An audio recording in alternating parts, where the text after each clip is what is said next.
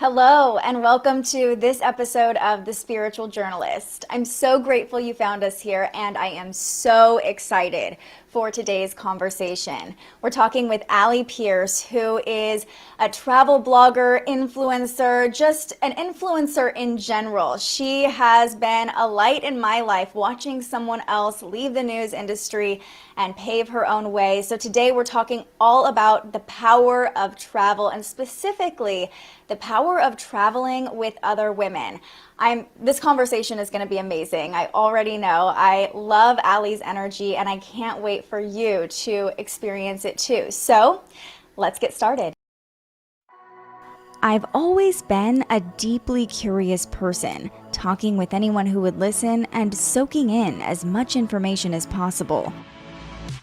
So it's no surprise my love for storytelling led me to a career in journalism. But after nearly a decade working in newsrooms across the West Coast, I realized I wanted to start asking questions you probably wouldn't see on your local news.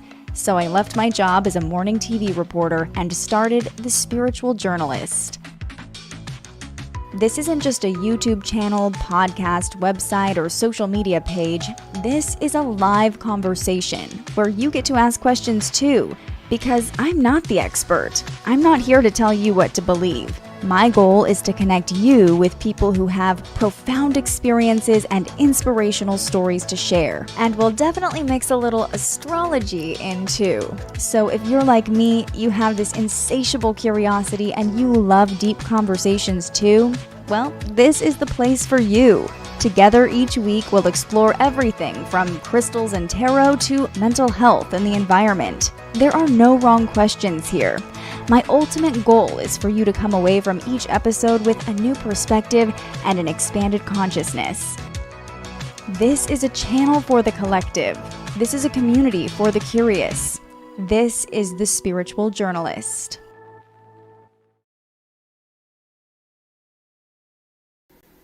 Hello. Hi! Oh my gosh, I was like, I don't know if you can see me, but I was watching that video and I was like, this is so good! Thank you. I appreciate it. I'm so excited to have you on.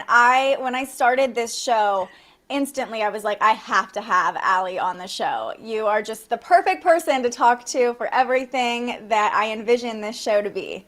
That is so sweet of you to say, to even think that like I was even just like the tiniest grain of a part of like this vision or what you wanted this show to be. I've mentioned this on stories, but I am so proud to see fellow TV newsers and fellow women who have been in the local news industry go out and carve their own path and pave their own path and take that leap of faith, which is so scary. But you did it, and I'm so happy for you, and I'm so excited to chat with you. I think this is amazing, all that you're doing. It's incredible.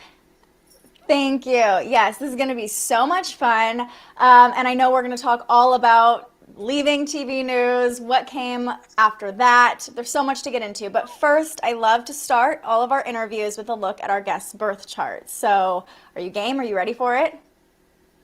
I've never had my birth chart read, and that's only because I never knew what time I was officially born. And to get ready for this interview, my mom lost my birth certificate, and so she couldn't remember the time, and so she's like, all right, we're gonna order some more birth certificates. So now I know, now you have the time, it's official, and I'm so excited. Okay, here we go. You are someone where I've watched you on social media and like followed your journey for so long. And as I've gotten more into astrology, I'm always like, I wonder what her rising sign is. Like, I knew you were in Aries, but I was like, I need to know. I need to know what else. Okay, so I thought for sure. I thought for sure you would have like a ton of Sagittarius energy in your chart because Sagittarius is all about travel and expansion, but you actually have like very little Sagittarius energy in your chart. However, here's the kicker. We're just gonna like right off the bat. Okay, so this is your rising. Your rising sign is in Virgo, and I'll explain what that means in a second, which is just like so perfect for you. But look at that's Jupiter right there, like on top of your rising sign, forming a conjunction with your rising sign. And Jupiter is the planet that rules Sagittarius. So it is the planet of abundance, of expansion, of travel, of manifestation. And the fact that it has a conjunction with your rising sign, because your rising sign is like your first impression that you give off to the world. You're like, hello, hi, travel, like right next to each other. So this is a good thing where this is I should say I know that I'm in Aries, and that's about where it ends in terms of astrology knowledge. So like you are talking to like someone who has no idea about all this stuff. All good things, no negatives in astrology. But yeah, Jupiter being on your rising sign. Okay, so I think this is so funny because I ask all of my guests to fill out this little form, and like a fun question I ask is, what would your memoir be named or called, or what would your book be called? And I love how the first thing you wrote was out loud, because I feel like this is like, hello, I'm here. Like, hello, I'm commanding attention. You will listen to me whether you like it or not. Big main character energy right here, for sure. So you have a Virgo rising, and so just to break it down like the basics for you, your sun, moon, and rising are your three main signs. And your rising sign, like I said, is kind of like how you dawn on people, that first impression you give off. Your sun sign kind of rules your personality, your essence, and then your moon sign is like your internal self. So we'll start with the rising in Virgo. And you're familiar with Virgo energy because I know Linda, your mom, is a Virgo, right? Yes, she is. I'm very familiar with Virgo energy. I know. I'm dying to see Linda's full chart too, by the way. One day we're going to have to do that. But so you're a Virgo rising. I have a Virgo rising as well. And that really makes up the whole layout of your chart, which is nice because I'm very familiar with like all the houses being ruled by these signs because mine are the same. But your Virgo rising... Yes, exactly.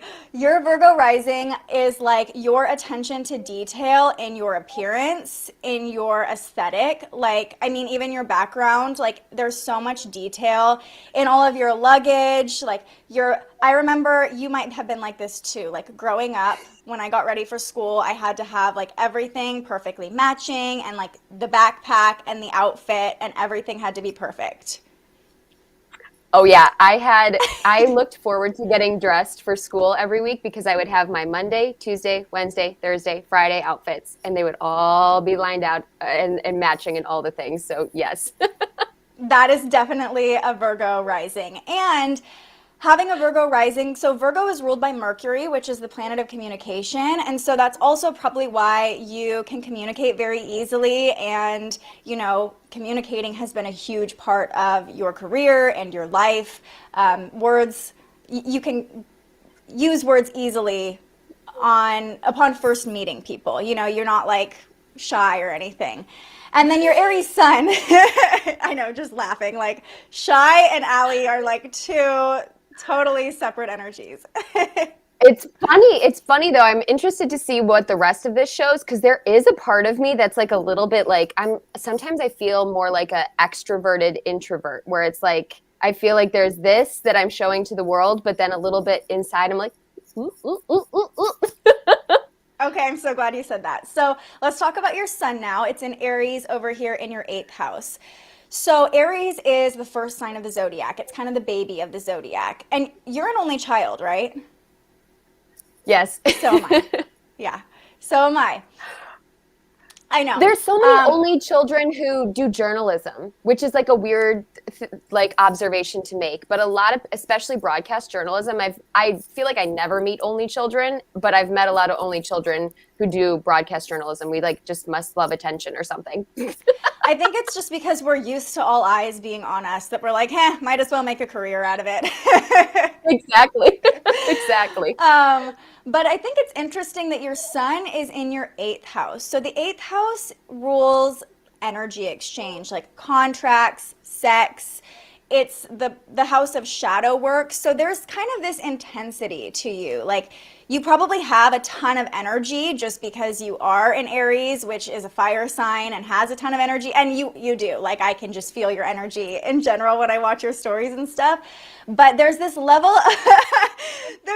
of intensity and passion to it as well, because the 8th house is all about passion. So I think that's interesting. And your Mercury is really close to your sun over here. So you probably express yourself very easily. Again, with words. Words are very closely associated with your personality. So your communication is just like very in line with your personality, I feel like.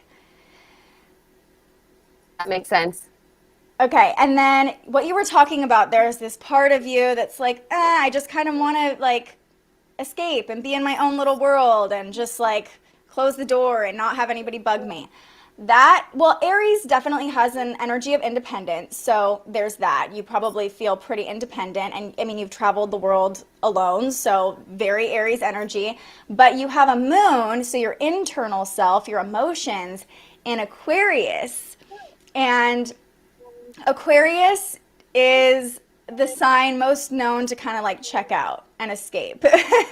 But also it's, Aquarius energy is really like all about technology and marching to the beat of your own drum, being different, being eccentric, innovating. So there's probably part of you that's like, I'm different. And I want people to know that like, I'm not just this girl that like dresses perfectly and shows up very presentable and has all this energy and is super bubbly. Like there's part of me that's like very different and wants to feel seen, but only by people who are trustworthy. I'm so weird. Like I've always been just so weird. I there's a part of me that thinks that comes through on social media, but like maybe like my weirdest things do not come through on social media. Maybe only like my best friends know that, but I am, yes. But it's interesting because Aquarius, like I said, is all about technology. So you probably use technology as a way to like kind of express that eccentricity and that how you're different. But it's funny, when I looked at your chart, I instantly thought, when I saw your Aquarius moon of that year you dressed up as an alien for Halloween, I was like, that's her Aquarius moon. Like, I see Aquarius as like the alien of the zodiac, you know? I love it. And I feel like I love the alien stuff. I love the witchy voodoo woo-woo stuff. Like, give me all that. I only have like a pinky toe in it. Like, I need to learn and understand more, but there's like this part of me that's like, I don't know, do I just like go off the grid and just like be a witch or something? Like, why not? Yeah, that's the Aquarius moon for sure. But it's interesting because your Aquarius moon is in your 5th house, and the 5th house is all about love and creativity and expression. So there is part of you that probably does want to express that side. However, your Saturn is also in Aquarius, so right next to your moon here. And have you heard of the concept of a Saturn return? Definitely, yes. I feel like You're going in it, through maybe. it. Yeah, you are. I'm in it. Yeah, so Saturn is currently in Aquarius, I think at 10 degrees, and yours is at 15 degrees. So it will probably go exact at the beginning of next year is when you'll like really experience that Saturn return. But as Saturn has been in Aquarius, mine is in Aquarius too, so we're definitely starting to feel it. And yours is in your 6th house, which is all about routine, health, wellness. So over the past year, you might have had some shifts to how you relate to health and wellness or just your daily routine. a great way. I feel like for the first time in my life, like I have a solid morning routine. I've always wanted to be one of those people that has like a really good morning routine. I work out. Peloton has been the greatest thing that's ever happened to me. I like journal every morning. I meditate, and I'm one of those annoying people that like actually does the morning routine. You're like, sometimes people are like, I don't believe that you do all that stuff. I'm like, I do this and it's great. So I see that. That's perfect. Like lean into that energy for your Saturn return. Okay, so a couple other things I'll point out before we just dive right in. Your North Node, we have a lot of similar placements. So your North Node is in Sagittarius, and this is your only Sagittarius placement. But the North Node rules our destiny, what we're here to learn in this lifetime. And once I learned my North Node was in Sagittarius, so your destiny is literally to like travel and explore the world and expand people's consciousness. Like we know that.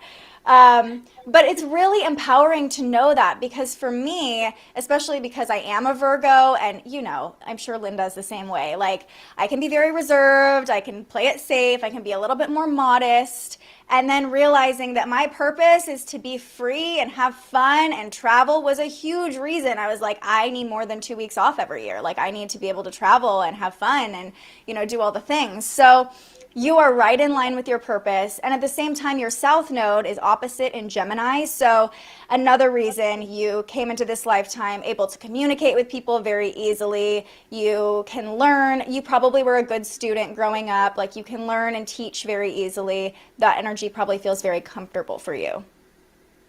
This is so cool. Like, thank you for, I'm not sure if you're done, but like, thank you for doing this. It just feels it's nice to know that you're doing what the universe, you know, has kind of laid out this roadmap for you to do, essentially. 100%. Okay, a few more things, because I told you I've been looking forward to seeing your birth chart for so long.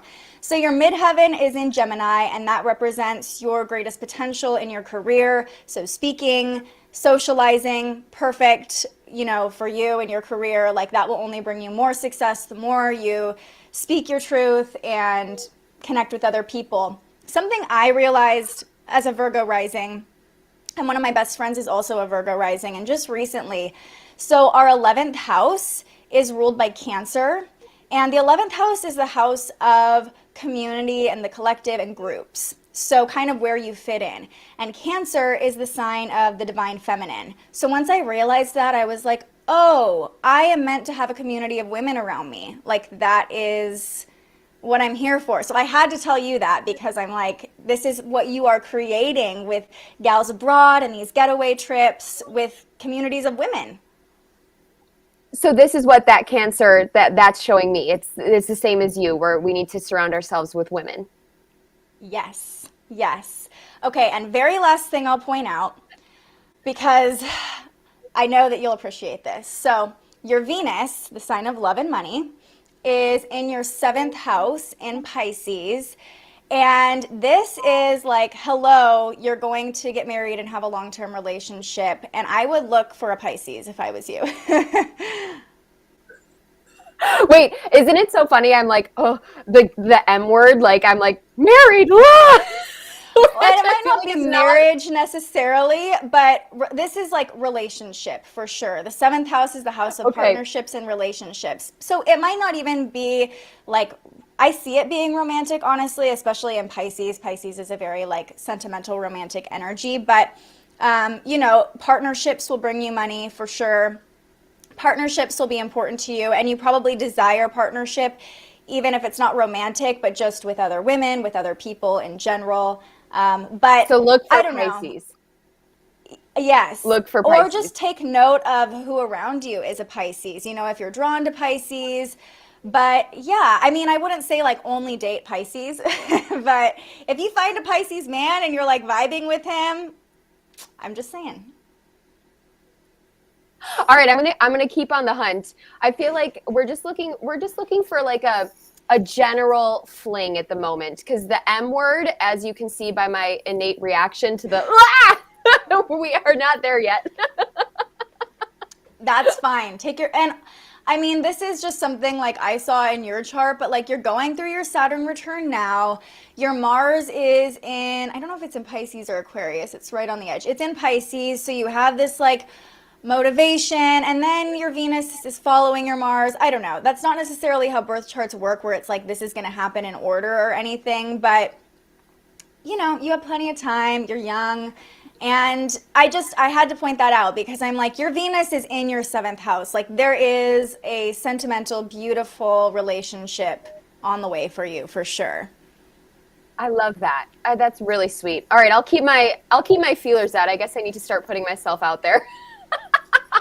It'll come when it's supposed to come. Trust me. It's when you're not looking. Like, trust me. I'll do a whole episode about that. But it's definitely when you're not looking for it that it's like, hello. Well, I will not look. It'll happen. It'll happen. Okay. That was fun. I'm so glad we did that. Now let's Thank you. talk more about you, because that's what this is about. So you and I first met, we were working in San Luis Obispo. You were there for what, like a year? Was it even a year? Not even. That was like, I mean, we could go into that story, but that was like a quick little baby stint, like the first kind of official job that I got out of college. So it was around this time. It was like, I would only say like 4 or 5 months that I was there. Not long. But I remember like your impact, you just came into the newsroom and brought so much life and so much fun. And even like, I don't even know if I was 21 yet. I think I was, because I just remember you were like this party that like came, you know, just for this short period of time. And I don't necessarily know all the drama that happened and why you didn't end up staying longer, but I remember when you left, I was like, no, like we lost such a good reporter and such a fun person, and I was so pissed that we lost you. It's so funny. Like that, I look back on that stage in my career, and you know, the reality of the situation was I was presented with 2 contracts, and it was either stay in San Luis Obispo or go to Palm Springs. And at the time, I had this grand idea for myself of being like, I was going to be the next Juliana Rancic. I was going to do the red carpets. I was going to do the Hollywood things. And in my mind, and this is the reality of the situation, was I figured my greater chances of interviewing celebrities and being sort of kind of in that Hollywood bubble was in Palm Springs versus San Luis Obispo. That being said, and I love Palm Springs, and I would have never changed the way I did anything, but I loved SLO, like the energy, the hiking, the outdoorsy, the everything. It was such a beautiful first place to sort of dip my toes into like the news reporting world out of college. San Luis Obispo is still my favorite place on the planet, and I am manifesting moving back there one day. Like, it is, if you've never been, you have to go. It's just the best little gem in California. Wine country, hiking, water, like it literally has it all. But that being said, I feel like it was so, you know, divine timing or whatever that you ended up going to Palm Springs, because you did end up getting to do the red carpets and the celebrity stuff. And then it kind of opened up this whole other world of travel possibilities to you. It's kind of funny just to like kind of give people context of, you know, my trajectory and career and all that sort of stuff. But, you know, as I said, I thought I wanted to do the celebrity stuff. I thought I wanted to do the red carpets, go in LA, be on E! News, all that sort of stuff. And, you know, Palm Springs was such a great first place where I like honed my craft, you know, cut my teeth, did all that sort of stuff, and got to the place that I am today. However, it was also there that I realized, like, oh my God, like, I don't care about celebrities. Like, and that's not to knock people who do that full time, because it is such an incredible job and industry and et cetera. But like, I think of what, you know, it probably was like this for you. Like, you could probably talk to someone about astrology all day. Like, let me just tell you about this. I couldn't do that with celebrities or, you know, movies or TV. But what I could do that with is with travel.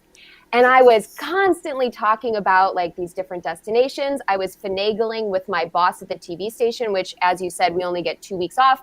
I was like, hey, can I work 5 extra days so that then I can take even more time off for this trip? And like, can I owe you days? And like all of this like back and forth to just go and be gone. And the reason, you know, for anyone of your community who's listening and they're like, who is this girl? My mom is a travel advisor. You've brought her up, Linda, a bunch of times. And so we love Linda. We love Linda. We love Linda. She's a character in and of itself. But, you know, I was watching her go and, you know, not only plan trips for clients, but also herself go to places like India and Bhutan and Uganda and South Africa. And I'm sitting in the anchor desk being like, when do I get to do that? Like, I want to do that, but my butt has to be here in this job. So it kind of, that was the spark where I was like, all right, I'm getting the itch. Do we stay in this job or do we like take the scary leap of faith? Totally. I feel like my realization was so similar. I mean, there was a long time where I loved talking about journalism and the inner workings of news and, you know, how the industry worked. But like the same thing, I didn't really want to talk about the shooting I covered this morning, you know, or some journalists are so into politics and like love talking about politics. And I was like, yeah, that's not my thing. And even the latest news director I had was like, what's your beat? What's your niche? And I was like, I don't really care. Like, I just don't.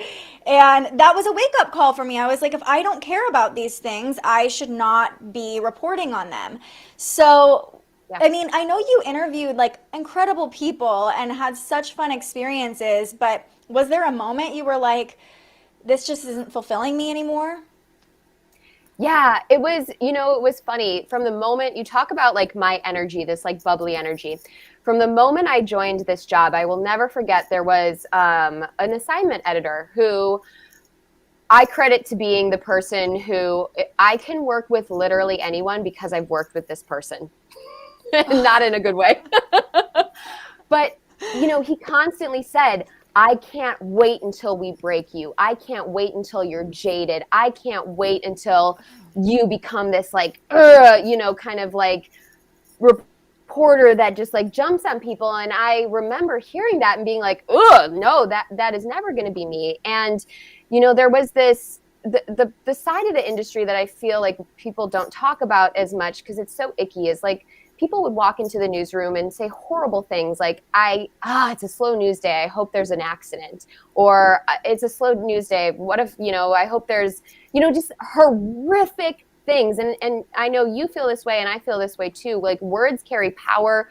You know, what we manifest and what we put out into this world is just, you know, I would never wish that. And I just felt like I was in an environment that felt yucky. And so long story short, I wound up covering the San Bernardino terrorist attack. Was that 2015, 2016? I can't remember what year it was, but I was one of the first reporters on the scene there. I remember getting the call from my boss being like, there's an active shooter. We don't really know what's going on. And I just happened to be near the area. And so they're like, it just makes sense. You're already there. Go. I was by myself, one woman show. And I remember like having that sinking feeling being like, oh my God, like, what am I walking into? I have very little information. And then just as that entire situation unfolded, it was long 12, 14, 16-hour days of just being surrounded by, you know, other reporters who were from CNN, network, et cetera, all lined up. And I remember kind of looking to my right and to my left and seeing these people who, this is their everyday life, coming and covering hurricanes, earthquakes, mass shootings, et cetera. And when you're not live on camera, they would be setting up their lawn chairs, ordering a pizza, chit-chatting. And I'm kind of like shell-shocked being like, this is a horrific event.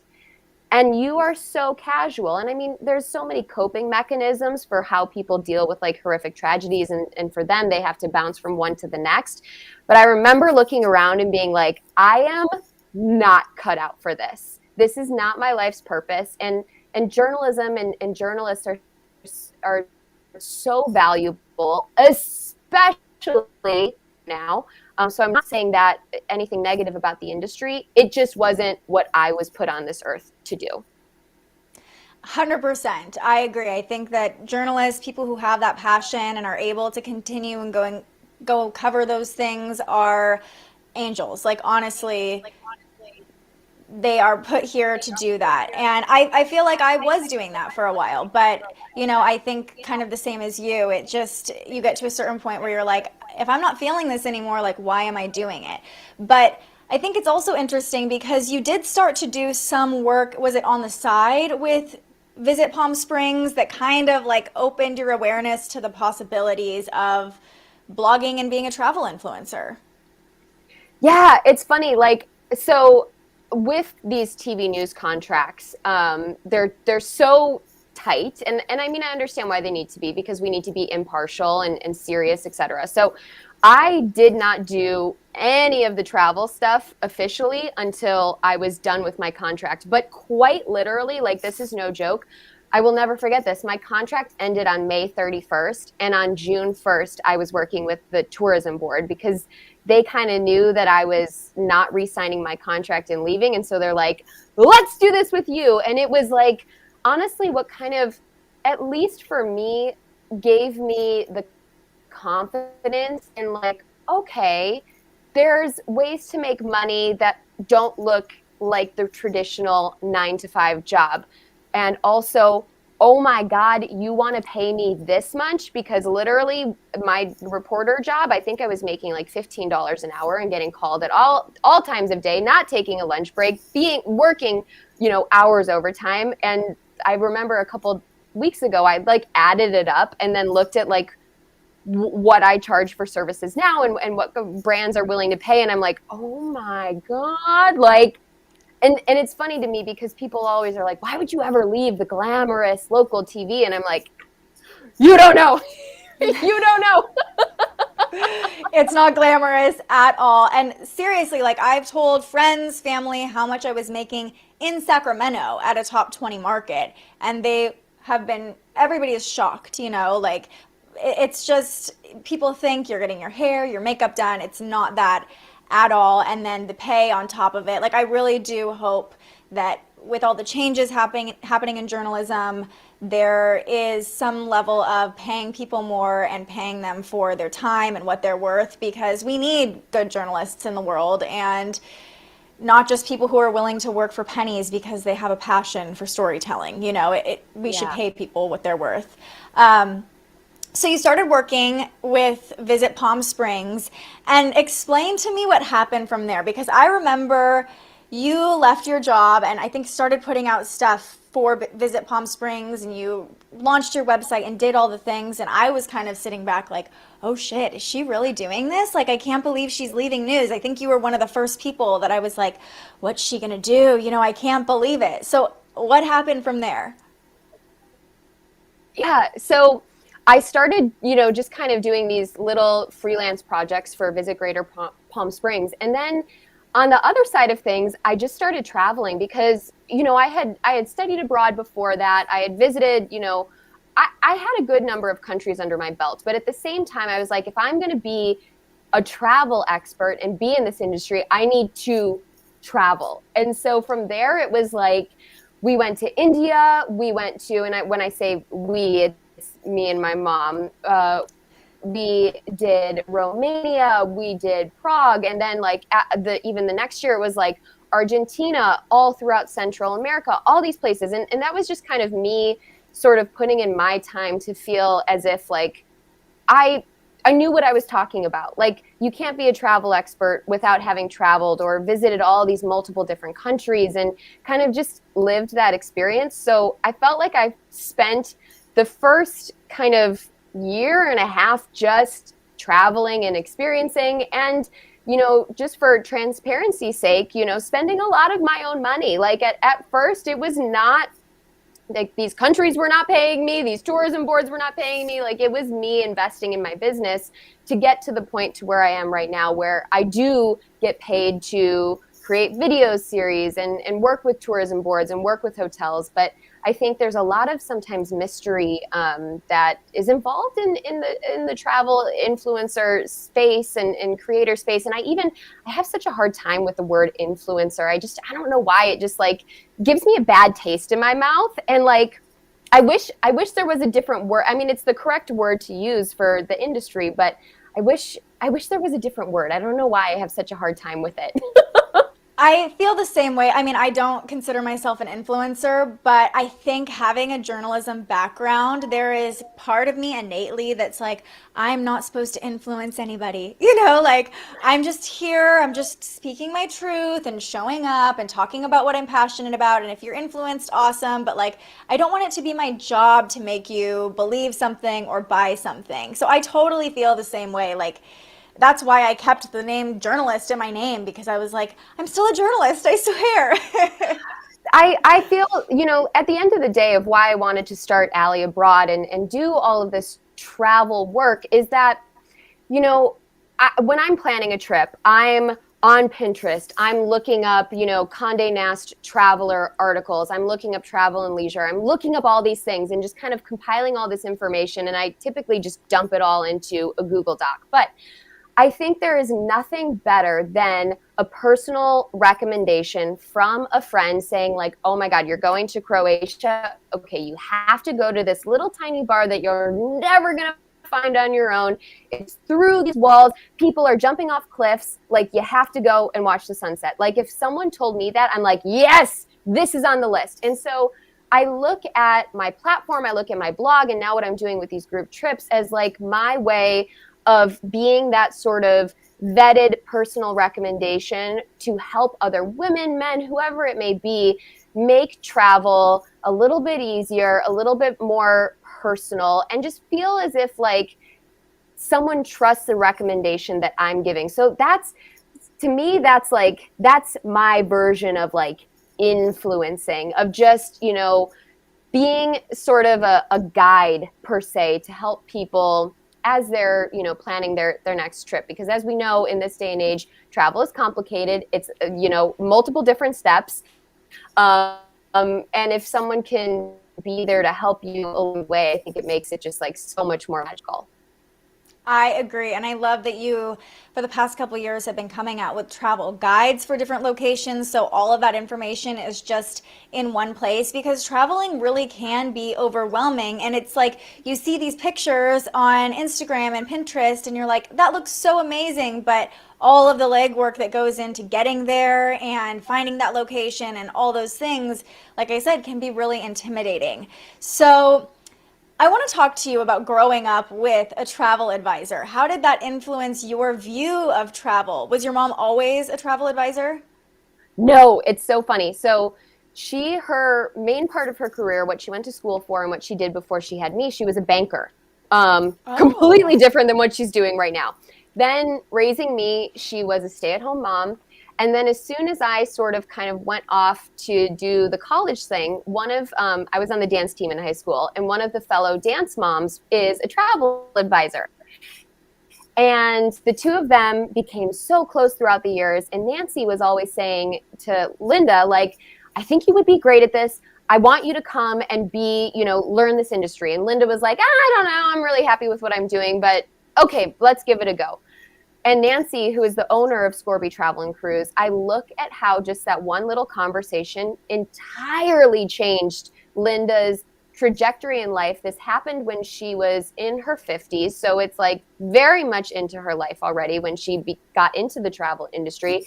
And since then, I mean, the woman has been globetrotting, et cetera. And it's been the whole reason why I can do what I'm doing. My connections within the industry, my understanding of how to put a group trip together would have never been possible had it not been for Linda. And, to get back to your question, like seeing her go to all these far off places entirely on her own, like traveling on her own, just really like it's sort of not exactly a roadmap, but it put the picture in my head of like, oh my God, like what would it be if like I did something kind of like that? Totally. And I think, so many things come up when you say that, but just that one interaction, how not only it transformed your mom's life, but then your life, and then you are now that person for so many of us. You know, I see you solo traveling and I'm like, if Allie can do it, I could do that, you know, like Allie's like me. I could totally, or not even solo travel, but like, you know, it's the power of example is so amazing. And I think that's the power of social media too. Like literally just by you traveling, you're inspiring other people to do the same, which is so awesome.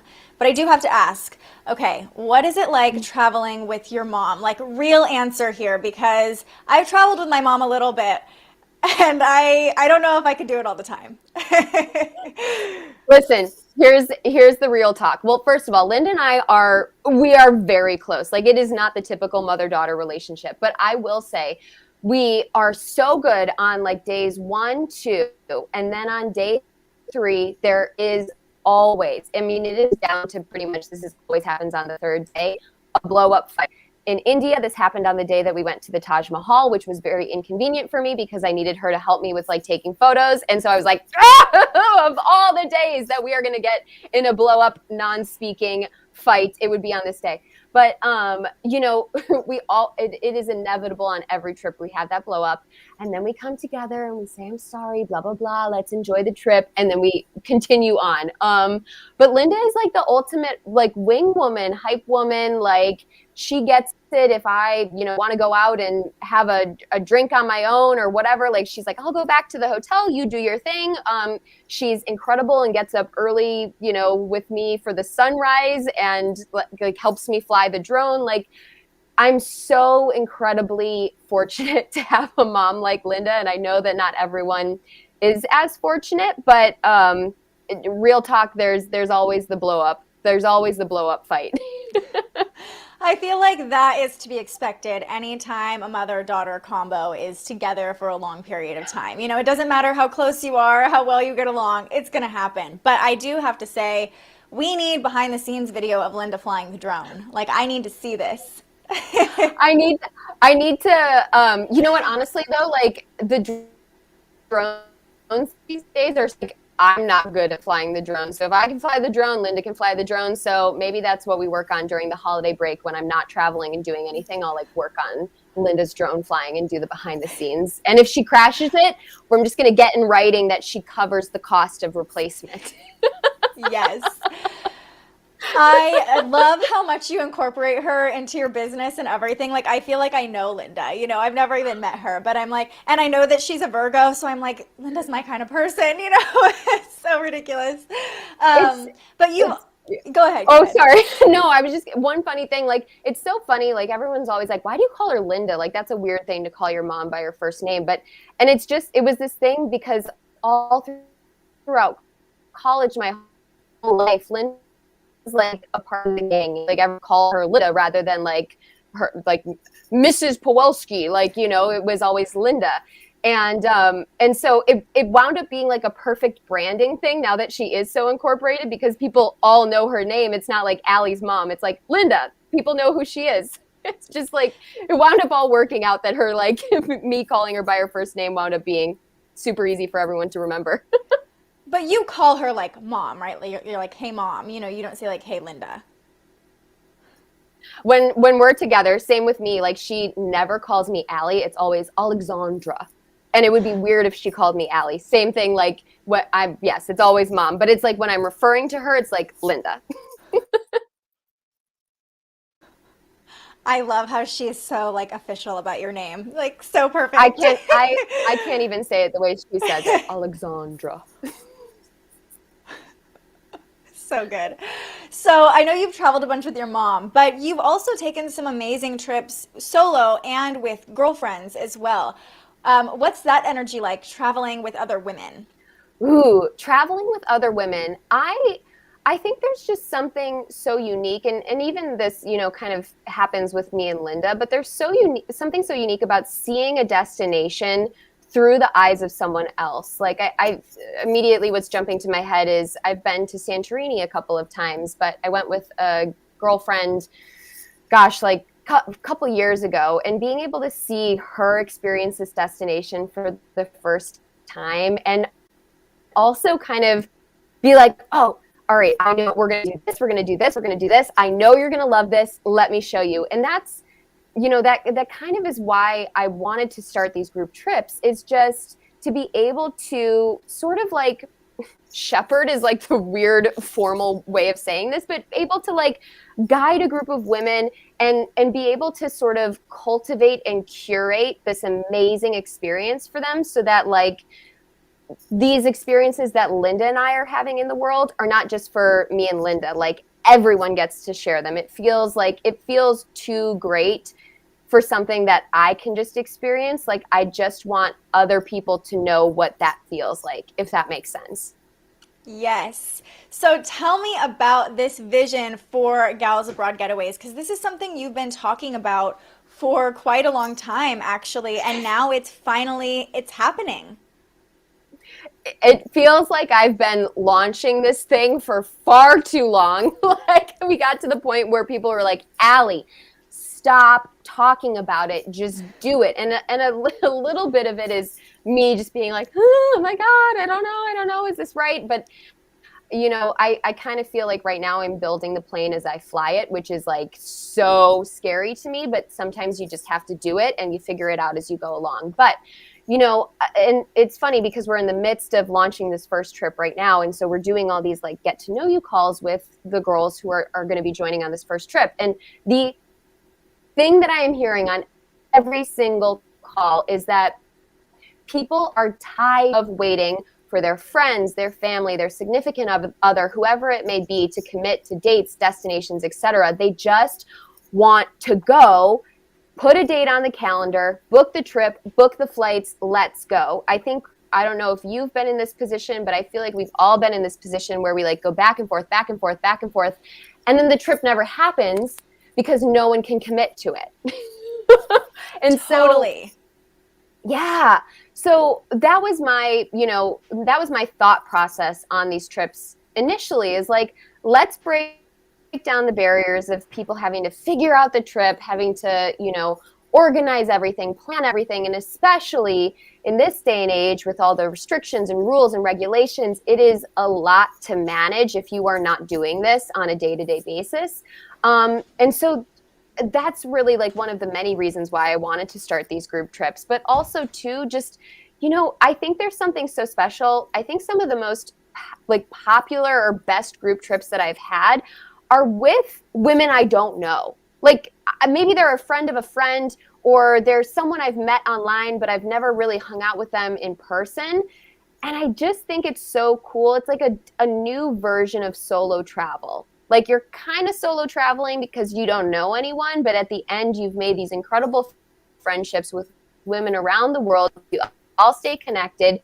You then know this person who lives in California, and this person who lives in London, and this person who lives in Texas, and you've got this new kind of web of travel-loving women that you never knew if you had not joined this trip. So this is my long rambling explanation. No, I love it because honestly, like, there is something powerful. I've never solo traveled, but going to retreats, things like that, about going into a situation where you don't know anybody or it's going to be unfamiliar. There's something incredibly powerful about just putting yourself out there like that. And like you said, also creating connections, because like I've never solo traveled, and I know you're super outgoing, but in your experiences solo traveling, was it easy to make connections and find other people, or were you just kind of on your own? So I haven't, I want to solo travel more than I have, but my first like full-blown solo travel was in 2019, and I loved the experience, except for one small aspect of it, which is what you're talking about, where at night I wanted to like go to a bar or like kind of mix and mingle. And this is the weird introverted side of me. So I was in Salzburg, Austria, and it was in the summer, and Europe in the summer is just such a magical place. And there's all these cafes and bars and all this stuff, and they're popping, but everyone's with their little groups and people. And I will never forget this moment where I did laps around this like area where all these restaurants and bars were, trying to like pluck up the courage to go inside to the bar by myself, sit down and chat with the bartender. And I was like having this mental conversation of like, you can do it, you can do it, you can do it, go in. And I did. And it wound up being a weird, wacky experience that like, we don't even need to go into that. But I think there is that element of like traveling with a group where it's like, okay, we don't know each other, but we have that camaraderie where like, we can all go out to a bar or a restaurant together and have that buddy to have conversations with. Not to say that like I love eating by myself, like, and I do not mind doing a lot of things by myself. I think that must be like the only child in me. But sometimes, and Aries for sure. And Aries, but like sometimes things are just more fun with a group, and so like there's benefits to both. Well, and I think something amazing about traveling is that you're having these literally life-changing experiences, and sharing them with someone else is half the fun. Being like, did you see that? Or what did you think about that? You know, even if it's not somebody that's like a lifelong companion or family or partner, but just being able to bounce the experience off of someone else, I think kind of makes it more impactful. Absolutely. Like, and I mean, there's also when you're solo, like I feel like there's benefits for solo travel where I feel like it's very reflective and you're entirely on your own schedule. That's what I loved most, is like I didn't have to apologize the 10 different times I stopped on my road trip to like pull over and take a photo or take a video and just like gaze at the fields of sunflowers. So I don't want to knock solo travel. I think there's just like times and place for every type of travel, just based on where you're going, what you want to do, and sort of what you want to experience. And I have to ask you too, like when you were talking about that story going into the bar, I've been to Europe a couple times, and actually the first time was on a group trip after my senior year of high school. So I didn't know anybody, but it was, you know, a lot of students and teachers and stuff. It wasn't necessarily like party time, but it was really awesome. It was really cool to go with a group and have everything taken care of. Like I loved that aspect of it. But I remember being prepared to go on, you know, the tube or the subway in different countries, and, you know, to make sure you have like a crossbody bag and that you're keeping track of your bag and keeping track of yourself. And, you know, personal safety is really big when you're traveling. So as a solo traveler, like you're talking about going into this bar by yourself, and part of me is like, oh my gosh, I'm so worried for you. You know, do you think that's a stigma we need to break down, or is that something that you recommend people be really vigilant about? You know, I think we as women, and, you know, maybe that's a good thing to, you know, just talk about women in general, or maybe this can be useful to anyone, but I think we need to be vigilant wherever we are. You know, I think about, heck, Chicago. Like, sometimes I feel the most unsafe when I'm in the United States versus abroad. And I think it's just like having little things that we do no matter where we are. Like in this instance, for example, I was staying at a hotel. So if you're traveling abroad and you want to maybe go out to a restaurant or to a bar, I always recommend telling the front desk, like, hey, I think I'm going to be back at midnight or 11:30, or have that kind of like time in the back of your mind, and let the front desk know, like, if I'm not back by this time, here's a number to call this person, or call me, or check in, and kind of like have sort of someone who's there on the ground, at least like looking out for you a little bit. Another thing is like I have my location on my phone turned on. Linda has that. I always let her know to like kind of check in on me. I think it's just like little things that we can do to sort of make sure that we're holding ourselves accountable, and also little safety practices that like just make sure that we're being safe no matter where we are. Yeah, that's a great point. So let's specifically talk about this Gals Abroad getaway, this first one, because I am so curious. This sounds so much fun, and I don't know if I'm going to make the first one, but I know I'm going to have to come on one of these trips eventually. So where are you going, and what's the whole mission behind these getaways? Oh, I love that. First of all, there's so many more trips to come, so don't feel bad about missing this first one. But this first one is to Paris and the Loire Valley.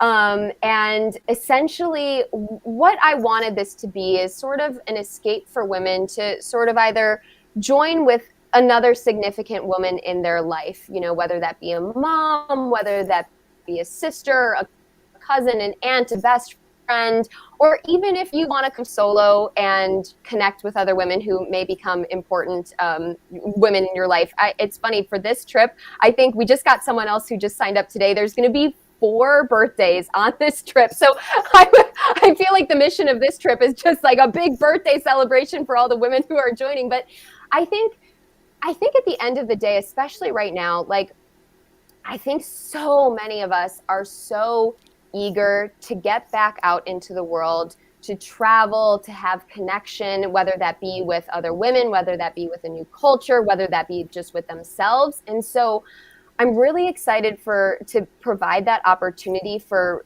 people to just see a new, oh, look at that. How fun is that? This is where you can sign up. AllieBroad.com. You're amazing. Some of the women joining have been to Paris before, have never been to Paris before, but I just want this to be a fun, meaningful, magical experience where we're showing them a destination that, we're covering the main things that you want to see, but also kind of going off the beaten path and doing some things that are a little bit unique in terms. So for Paris, we're making our own perfume. We're also going to one of Europe's largest antique markets, and we're being guided by an expert art dealer who is like going to take us, like I think there's like something like 1,600 stores there, but this guy is like going to bring us to all the best ones. And also at the same time, Paris is a destination that is meant to be sort of walked and explored on your own. So while we do have activities, every single day, there's ample time for people to go off on their own and explore and do their own thing. Because I think important for any trip that you're going on is to have that sort of like curiosity wandering where you just are like, I'm walking out the door and I'm gonna explore. So I also should mention too that for this trip, we're kind of doing this in 2 different segments. So people can just join the Paris segment, or they can join the Loire Valley segment, or they can do both. And the Loire Valley, for those who don't know, is one of France's famous wine regions. It's also one of the places that is known for having one of the highest concentrations of chateaus in the world. And chateau is basically like a castle. And so you're like driving around in this French countryside, and you come upon this massive castle, and then you go a little bit further down the road and there's a vineyard, and then you go down the road and there's another castle, and it's just literally straight out of a fairy tale. So we have kind of 2 different options, or 3 different options for no matter kind of how much time people have, for what destination they're most interested in, etc. And you guys are going to Versailles, which is just like, oh, I'm like, okay, I need to clear out. Have you been to May 26th? Have you been to Paris? I have on that group trip, and then one other time, but only 1 or 2 days each, which was not enough. And definitely always on like someone else's agenda, but we did go to Versailles on the group trip, which blew my mind. And magical. I just I have been saying, we just got our passports renewed, and I've been saying like, we're going to Paris. Like I keep saying Paris, Paris, Paris, because the couple times I've gone, I just like frolic around the streets with a horrible French accent and everything I'm saying, and just like, I don't know, I have a lot of French in my DNA. I'm like, I feel like I belong here. Oh my gosh, I love that. What you said is like, it's so true. There's a lot of people who have been to Paris before. This will be my 3rd time, I believe. It's just a city that you can continue going back to. I feel the same way about London, and even places in the United States like New York. Like it's just a city that like you can't begin to even try to cover it in one trip. And so going back time and time again and just kind of exploring different aspects. But I always also, with any trip that we do, and this is why we included the Loire Valley, is like, I want to cover the greatest hits, Paris, but I also want to give you a taste of a place that you may not have thought to visit, and be able to shine a spotlight on that. And so that's what we're always going to. Oh, did I cut out? No, you're good. You're good. So yeah, I'm good. A little bit, but I saw you and Linda when you went to the Loire Valley, was it last year? And just all of the stories you were posting and videos you were posting looked like nothing like I'd ever seen before as far as travel options, going and staying in a family's chateau. Like that is so amazing. And you can go through different travel guides and go on group trips and whatever, but it's that level of like, you guys know your audience, you know what a lot of women want, what kind of experience they want. And I don't think there's really a market out there yet for travel gear just for women.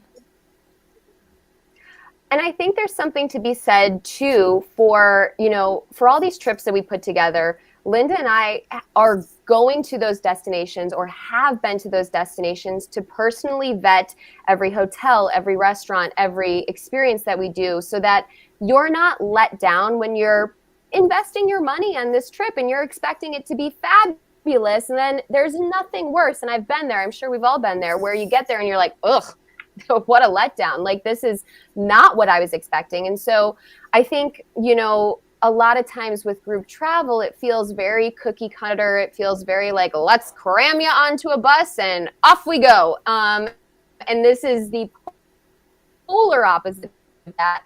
I want, all these trips are going to be very small groups of women. I want it to be like everyone knows each other, gets to know each other. You don't need to all be BFFs, but you need to be able to have that conversation and feel like you're not at some long table and you're like, who's that over there? Like, I want it to feel intimate, and I want it to feel like sort of a camaraderie that you're not only just seeing these magical places and these incredible experiences, but you're walking away with friendships and women that hopefully you'll continue the relationship just past the trip. And I know I'm kind of going off on a tangent, but like, we're being very intentional with sort of trips. I call them like my Gals Abroad Golden Rules. It's a document that everyone has to read and agree to before we even want to take your money for a deposit. I just think it's like, there's so many, like, women and female relationships are so special and so important that like cultivating a group that is going to be cohesive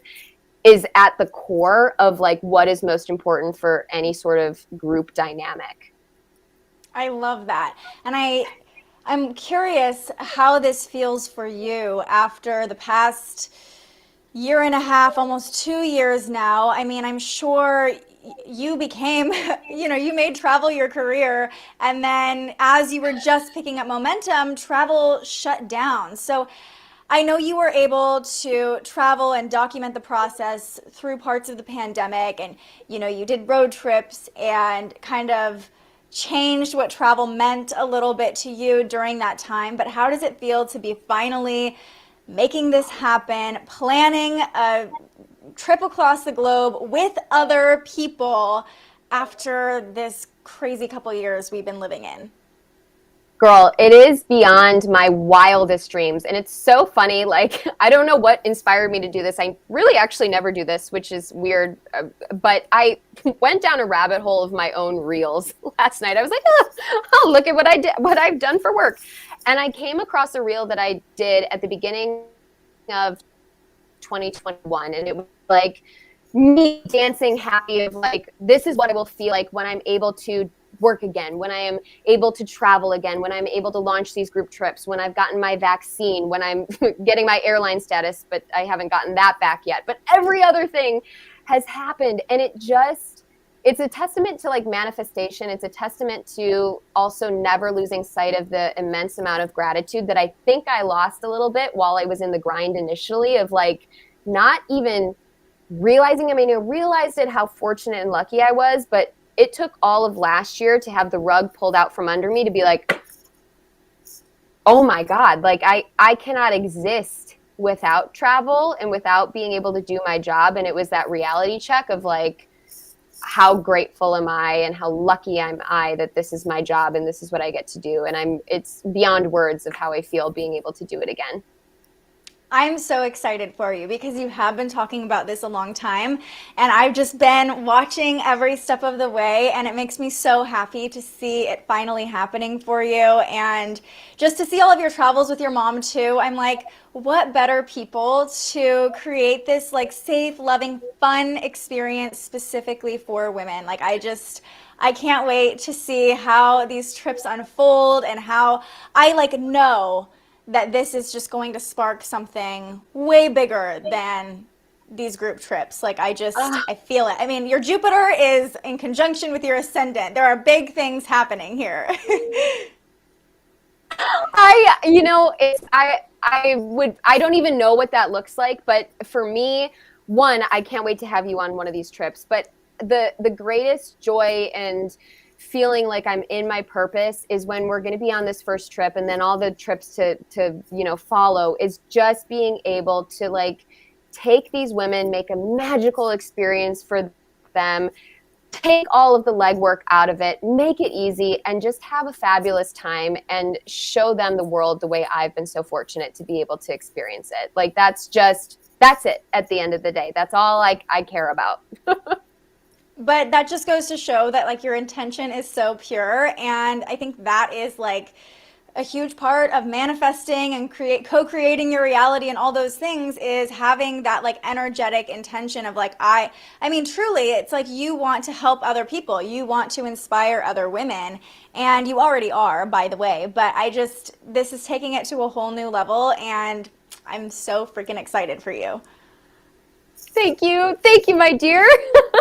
Okay, so I have to ask you before we wrap this up, where is by far the favorite place you've ever traveled? Like this is the one place people need to go before they die. Oh my gosh. Can I give you two? Yes, of course. Okay. It's like this is, I always struggle with this question because there's one right off the bat, and that is India. And I know that that's like a jarring travel experience, like for many, and I would not recommend that being the first international country that people tackle. I think it's a country that deserves sort of a level of expertise and understanding and empathy and open-mindedness to really fully be ready to receive all that it has to give you. But I think, in terms of the history, in terms of the culture, in terms of the palaces and the culture and the just like vibrancy of the destination, it like smacks you across the face right when you get there. But what is so endearing to me and what I think makes it just unlike anywhere else is the people. Like you have not experienced hospitality until you visit India. The level at which these people are like so curious about what, oh my gosh, you've come to my country. Please let me take a photo with you so that I can put it up on my wall and show all of my family and friends that I've met this amazing, person who's decided to come and visit my country, and let me welcome you into my home and make you this meal and show you and tell you about my culture and tell you about my people and tell you about this. Like I've never met more curious people. I've never met more kind people. And I just think it's a transformative destination for anyone who is open to it. So that's number one. And number two is Greece. I knew that you were going to say Greece. and it's honestly the same thing for me. Hospitality and the way in which travelers are received in a country is really important to me, because I think, like, sure, you can be staying at the most luxurious exotic hotel, and yes, you could be doing this incredible experience, but if you don't feel welcomed, I think it's a different vibe. And Greece, it's the same way. The people there, it's like, please let me show you this fish that I've caught today, and do you want this one to eat, or would you rather this one that we're gonna like cook for you? It's just such a warm and welcoming hospitality where everyone comes around over a meal. And then, I mean, just the scenery and the water and the different islands. Like, you could spend your whole lifetime exploring all the various islands of Greece. I mean, everyone always thinks about Santorini and Mykonos, but there's like so many more. And like, my life goal is to, I don't know, have a house over there and just like retire and just chill. My life goal is for you to have a house there so I can come visit and stay with you. No, on that same trip I You're went always on to, welcome. oh, thank you. On that same trip I went on to Europe, the first time I went to Paris, we also went to Greece and did like a 1 day cruise of 3 different islands. And we went to Hydra, I believe. That's one of the islands, right? Literally Yep. one of the best days of my life still. Like it was just, I'm not a big swimmer, like I'm not a big get in the ocean kind of girl, but we jumped in Me the neither. ocean and the water was so clear. It was just such an eye-opening experience for me, especially on those islands. You get really immersed in the culture really easily because it's such a small community usually that lives on the islands. And yeah, I've got to go back to Greece. That was, and I don't know, the next Gals Abroad trip to India. I mean, I feel like it's calling my name. We are definitely, I do not spoiler alerts, but those are definitely destinations that are on our radar. And it's so funny you say Hydra. That was one of the islands Linda and I were considering when we were in Greece this past year. But I think to your point, like Greece is just such a cool, laid back destination that you just feel like, oh, I'm going to go for a walk in the town today and I might just have lunch and maybe I'll go for a swim afterwards. And it's just so chill and like you do what you want to do, have your meal, have your swim, have your wine, do your thing. It's all good. Like it's just bliss. Absolutely. Okay, the last question I have to ask you before we finish by pulling a card today. What, yes, I know, I'm so excited. What do you think the power of travel is? What have you learned from exploring the world and immersing yourself in other cultures? Right off the bat, empathy. Like I think that in terms, I think that we as human beings can learn so much about people who do not look like us, who do not speak the same language as us, who have different religions, cultures, beliefs, etc. We can learn so much from each other by simply going with an open mind and immersing ourselves in places that look completely, excuse me, as I get a tickle in my throat, look completely different than what we are accustomed to. And, you know, I think so many of us, you know, travel is a privilege and it is a luxury, but there are different ways of being able to do travel. And I just hope that so many people get the opportunity to experience that, because I think my mindset, my ability to understand and relate to other people is completely, it's a little bit, it's been influenced obviously by my work in journalism, but it's also been heavily influenced by travel. And I just think that that's one of the greatest values and takeaways from that travel can give you in your life. Absolutely. Absolutely. I'm looking forward to more travel in the new year. That's like one of my big goals is to use that passport, travel internationally. I think that so many people have been holding off on trips, you know, and the state of the world is stressful and all those things, but I am really excited for 2022 and just I'm excited to watch your brand and your business continue to grow, and I'm just so grateful for you. I mean, literally paving the way for me in a lot of ways just by showing me what is possible when you take that leap of faith. I think that, you know, we as women have so much more to gain than we do to lose when we're open books and we help other women and we lend a helping hand. And I know that we're all busy and you know, like the reality of being able to help everyone is maybe not realistic, but just, you know, just when people ask you questions, and I think about how many women and men as well, but like how many people helped me get to where I am right now, if I can pay that forward, it is so important. And so that's just always been my takeaway is like, help other people, do what you do, share what you know. You know, we're so much better when we're like lending a helping hand rather than competing against each other. It's just like, that's always kind of been my mantra. I love it. Okay, are you ready to pull a card?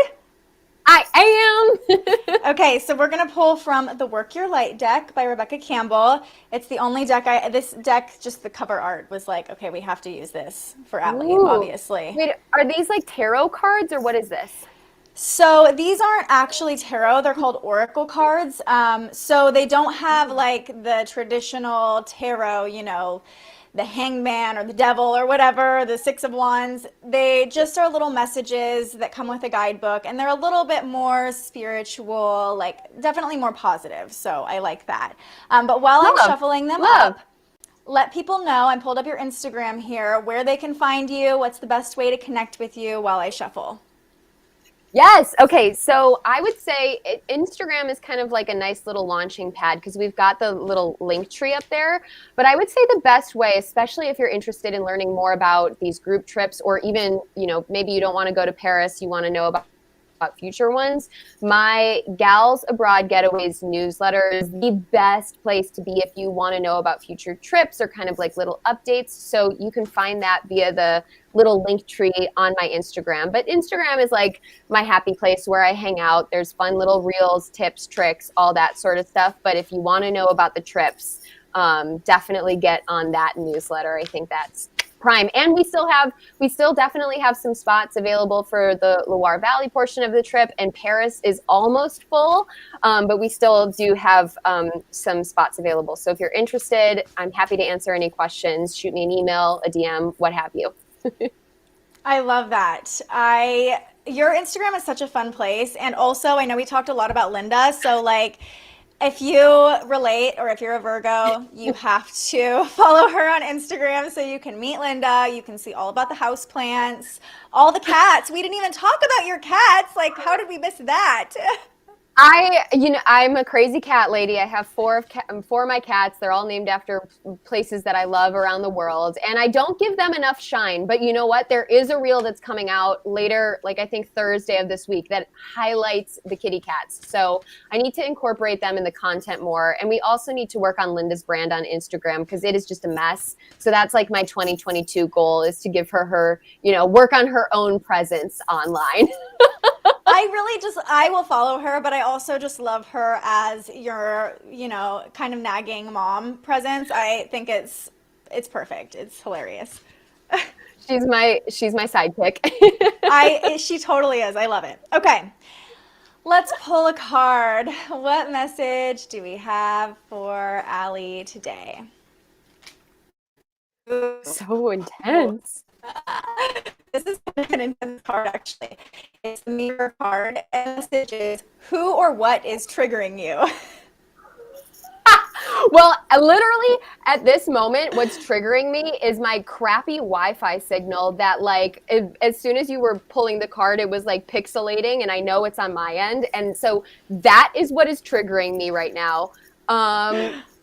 Aside from that, what is triggering me? You know what is triggering me?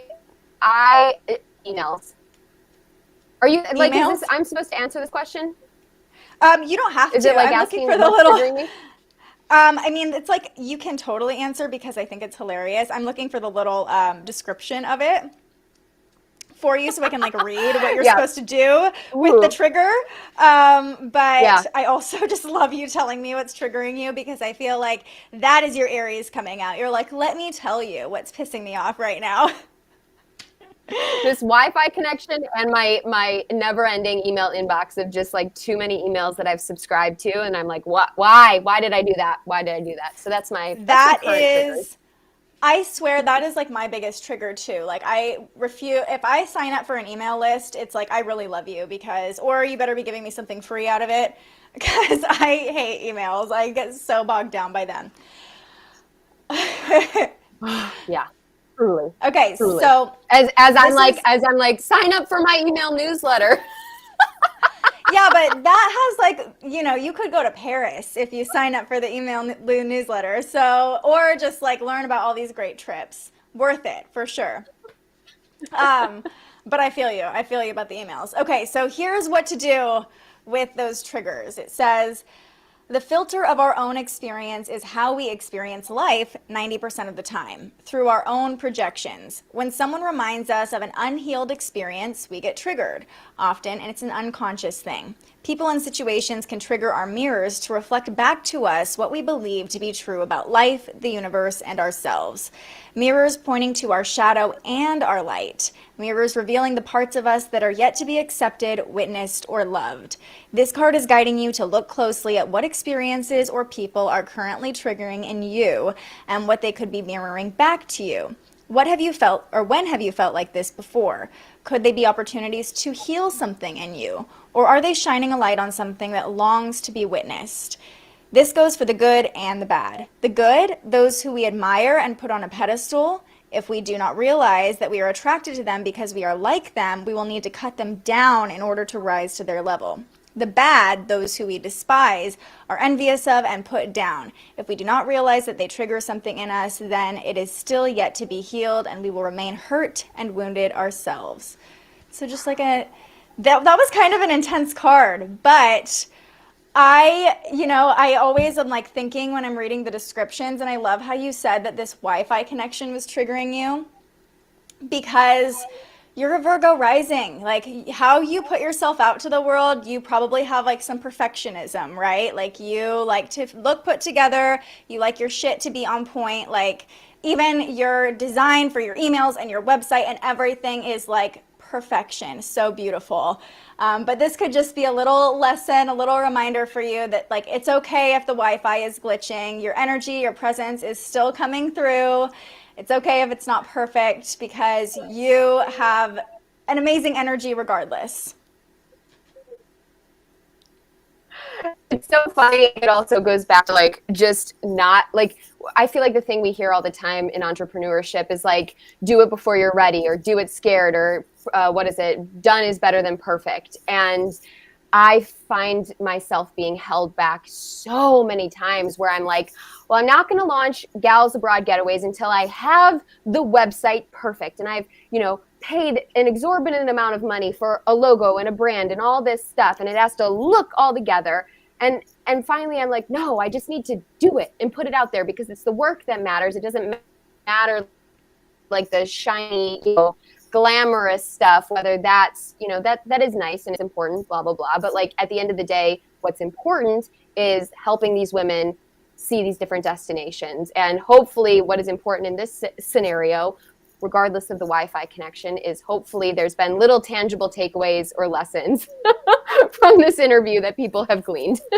So many. And I just have to say, even before you had the brand, even before you had the logo, even before you were a travel influencer or expert or whatever you want to call it, like your energy affected me even before I knew why. I always just saw you as this like light in the world, and I was just like, I always thought like Allie is so cool, like she's just so fun. Like I just thought you were so fun and I just wanted to be around your energy, and I've always felt that even following you. Like I always want to watch your story. I love your energy. And yeah, and you're a mirror for me in a way, pulling this card because I have looked up to you for so long and now I'm kind of following in those same footsteps. So just know that without all the logo, I'm a Virgo rising too. So I love the branding. I love the logo. I love the aesthetic, but you've got it. Yes, but that's not you. You are your energy and you have such a beautiful energy. And I can't wait to travel the world with you in the next year or two. Like it's happening. It is so going to happen. And just thank you for your sweet, kind words. And at the end of the day, like I think that that's why, when social media is used in the right way, it inspires other people to find their purpose, to go after that dream. And that's what I hope is like by doing this and doing whatever I'm doing. And to be honest with you, I wake up most days and I'm like, I don't know what I'm doing, but I'm going to do it. And hopefully, if it's inspired you to do the same and you wake up every day and you feel like you're living in your purpose and your value, then like, oh my God, like my work is done. That's it. Like that. So thank you for sharing that with me. Truly. Your work is just getting started and it's already affecting so many people. I'm tired. No, not that you have to do more, but like I said, just you being you is your work, and before you had this whole dream and vision and plan, you were already doing your work. So just know that your worth isn't defined by how much you get done or how many projects you're doing. Like your energy is, this sounds so lame, but like your energy is fire, literally. Like you are so fun. And I'm so, so grateful you came on today. Thank you for sharing this space with me. Thank you for sharing your community. I hope that I was helpful in some way. I swear I have more tips and tricks and stuff, and that's what I share in the newsletter and on Instagram. So please drop me like a DM, a question, whatever. Like, I'd love to be helpful. And I am just so proud of you, what you've done and what you've built and what you've created. And I feel like you're just at the beginning of your journey as well. But like, it's just incredible, and everything that you put out into the world and the way that you speak to other people and see them. Being seen is like, I think what we all want to feel, and do that, and we help other people feel that way. And I'm so grateful that you've shared this space with me, my dear. Well, I am grateful to you for sharing your time with me, and I know that this is just the beginning for both of us, so onward and upward from here. But thanks for carving out a little bit of your busy schedule to share all of your wisdom and your beautiful energy with us. Anytime, my dear. Truly. Thank you. Thank you for having me. Awesome. Thank you. All right. And thank you for joining us today. If you missed part of this, you can listen to it as a podcast. We'll publish that a little bit later today. You can watch this video anytime. And of course, go follow Allie on social media, because it's just such a fun time. You get to see her cats, you get to see her travel the world, and you get to meet Linda. I mean, there's nothing better. It's a trifecta. So we'll see you right back here on Thursday morning for another live interview. We're also live every morning with Transits Today, our astrology live stream. But until I see you next time, stay curious. Thank you so much for joining our discussion today. If you enjoyed this episode of The Spiritual Journalist, you can find more on thespiritualjournalist.com, or you can listen to our conversations wherever you enjoy podcasts. And if you want to learn more about astrology, join me live every weekday morning on YouTube, Facebook, and Twitter for Transits Today, where we break down the energy of the day based on the movement of the planets and start our morning off in a high vibe. All of the information we share on The Spiritual Journalist is completely free to you. So if you'd like to support more content like this, the easiest way to do so is to subscribe to our YouTube page. Head over to the Spiritual Shop on our website and buy yourself a little something. Or if you're feeling extra generous, you can buy me a coffee to fuel future live streams. Just tap the link in the description or head to buymeacoffee.com and search The Spiritual Journalist. I'm so grateful you found us here, and I can't wait for our next conversation.